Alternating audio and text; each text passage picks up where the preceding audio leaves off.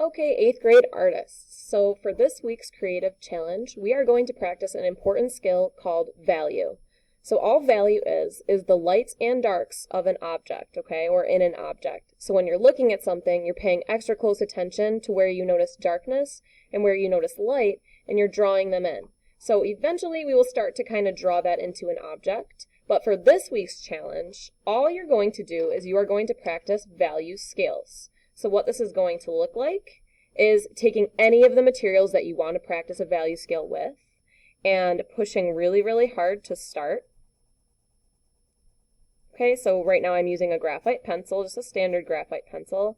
I'm pushing really hard with my pencil, and as I start to kind of move to the right of my paper, I'm going to practice pushing lighter and lighter with my pencil, and I'm going to see if I can get a value scale. So as you can see now, I'm pushing really, really light with my pencil.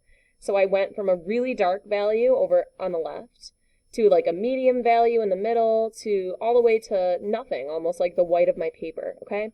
So you're going to use whatever materials you want. I'll try it with a crayon.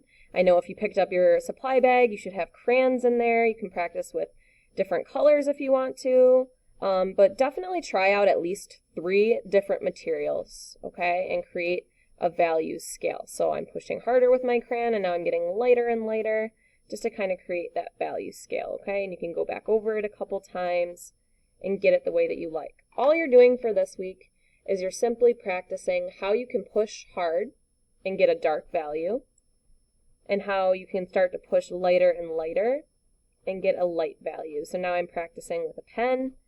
A pen is definitely a trickier material to get a value scale with. Versus a crayon or a pencil, okay? So you can practice with crayons, you can definitely practice with colored pencils, you can try it with pens. Sometimes it's easier if you're using something like a marker or a pen to create a value scale with different marks. So I'm just gonna use lines and kind of demonstrate what I'm talking about with marks. When I overlap marks and put them closer together, it's actually called cross-hatching.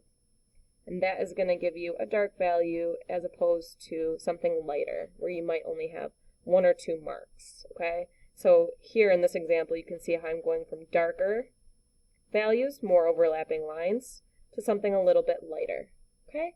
So that's another way to possibly create a value scale. So you're just going to practice a couple of them. Try to do 3 different objects, okay? And when you're all done, just like always, you are going to sign the bottom of your drawing, okay? And if you want to, you can list everything that you used. I'm going to write value scales, okay? And this is Creative Challenge 6. All right, and that's all you need to do for this week's creative challenge, okay? So practice your value scales, take a picture with your phone or with your Chromebook, and turn it in over our Google Classroom for credit for Creative Challenge 6. Have a good week.